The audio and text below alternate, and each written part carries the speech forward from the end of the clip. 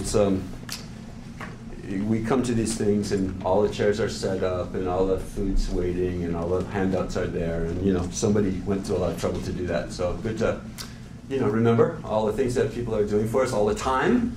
Actually, oftentimes we go, I'm so sad, I'm so depressed, my life is so bad, and generally speaking, that's because we are what I call scab pickers. Like when you get a scab, and you just like pick at the scab all the time, like the rest of the body's fine, but there's this one part that you just gotta like pick on. And generally speaking, a lot of our unhappiness is like that. We're just, we're scab picking. We're just like, oh, this thing is wrong, when so many other things are right, so many other things are right. And so I tell my students, that part of their daily practice should be a morning lull. Like when you wake up in the morning, this word lull, it's a very good word. It's a verb, I think, to lull. I lull, you lull, he, she, it lulls. When you wake up in the morning, instead of jumping out of bed, like with your, knickers in a twist, and your bowels in an uproar, which is really a bad combination if you think about it. Like all like distraught about, oh, I got to get going, and many of us like provoke this by setting those alarms that are really irritating. So, the first thing we hear in the morning is some irritating sound, and then we get all, we wake up all jangled, and like start running around, starting our day jangled, and then the rest of the day goes on like that. You see, when so instead of doing that with your day, starting your day, just wake up in the morning and loll around in bed for a while. And just, in that kind of delicious, half-conscious state, think about all the things that are going right in your life. Think about the miracle that is your life. Everybody in this room is living a full-on miraculous life. Full-on blessed life. And, part of what you can do in your morning lull, when you're thinking about this thing, is do a little comparison shopping. Think about all the other possible lives that you could have had very easily. Never mind like invisible beings that you can't see in some other realm. What about in this world? Human beings living in this world, just like you. Human beings with the same equipment that you have. Same body, same mind, living completely different lives than you. Completely different. Anybody who isn't convinced of this should just go travel for a little while, Just travel. Go to the third world and look what are billions of people, billions of people, not just a few, but billions of people are living a life completely different than yours. I mean, unimaginably different. If you put them in your life for 5 minutes, they would their head may explode or something like that. They could not believe the kind of lives that we're leading, see? And we just take it for granted, of course.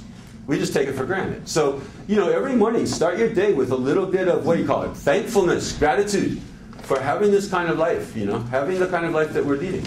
And then, so that's part one of your lull. And, if you do this lull properly, it can last a long time. You can lull around for a half hour, 45 minutes, thinking about all the things that actually are going right. All the things that are going right. And so at some point you have to, you do have to get up and go to work and stuff like that, probably, unfortunately. So, you want to do, the second part of the lull will get you out of bed. The second part of the lull is to remember that it won't last. It cannot last. See, this life is not permanent. It's for a limited time only, like those, sales they always say, come on down, amazing deal, for a limited time only. And so you can think about death. Every morning, think about death. Think about the fact that you will die. Definitely. See, it's not like, well, maybe I'll die. Most of us think like, oh yeah, probably, maybe sometime. Yeah, right? Because we don't think about it. We don't want to think about it. And not thinking about your death doesn't do you any good. It's like not thinking about it it's not helpful. So it's like we're going around mostly like, those 4-year-olds that do like this. If I close my eyes and I don't see you, you're not there. So, I don't look at death. I don't look at the fact of my own mortality. Maybe it won't exist or something like that. And that's just naive and stupid, you see. Just a naive and stupid way to live your life. So every morning remember that this could be the last day that you have to live. And stop wasting life, you see. It's not a morbid thing or, you know, something like that, or a depressing thing. It's a way to start, you know, milking the essence out of every moment that we have in this kind of precious life, and stop wasting it. Many of us are just, you know, wasting our whole life, actually. Our whole life doing nothing but playing, you know, the equivalent of grown-up games. Just surfing the internet and, you know, answering email and talking on cell phones. Mostly, you know, what most of those conversations are like, too. You know, like, hi, where are you? You know, I'm here. Is that right? And now I'm here. I've walked a little bit. Now I'm here. Where are you now? You know, it's like hours can be spent just talking to each other about where you are. You know, just wasting life like this. You know, we have like thousands of dollars of, you know, high-tech equipment, and we play games on it. You know, we have like 80 gig computers, and we have like realistic, you know, games that we play. You know, it's just wasting our lives, just wasting. See? So every morning, remember that this could be the last day.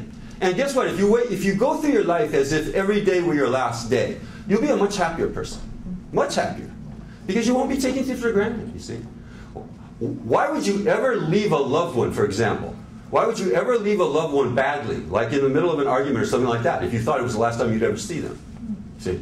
But we always think, well, no, I'll see them again, and then I'll make up with them if they say they're sorry to me. Probably, I might make up with them.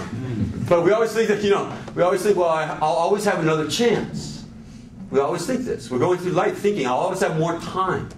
So if we wake up every morning with the idea in our mind that this unbelievably precious life that I'm mostly just scab picking about, you know, concentrating on the little few negatives instead of the many positives, will not last, and this could be the last day that I have to live. You'll live a happier life automatically. I guarantee it. You see, that morning law really works, and people get into the law. They'll get it. If you try the law, you'll get into it. And you go, well, I can't do that morning law thing because I'm too busy. I'm too busy, you know, to do a law where I'm remembering like the blessedness of my life and the fact that it won't last. Too busy doing what? Too busy doing what? Most people are too busy. Most people are keeping themselves very busy keeping themselves very busy so they don't have to stop and think about the meaninglessness of the thing that they're keeping themselves very busy doing. Right? So they just don't have to think, you see. So part of what we get to do tonight is to sit around and think a little bit, you know, about the meaning of life. You know? So everyone, like, all of a sudden everyone got unbusy just now, all right? Everyone just got really unbusy for the next hour and a half or so. You got nothing to do but sit here and listen to me talk to you about the meaning of life. Okay, so nobody's got any, I'm too busy to listen about the meaning of life. You know? You're caught now, you're trapped. You're trapped in an unbusy zone. Okay?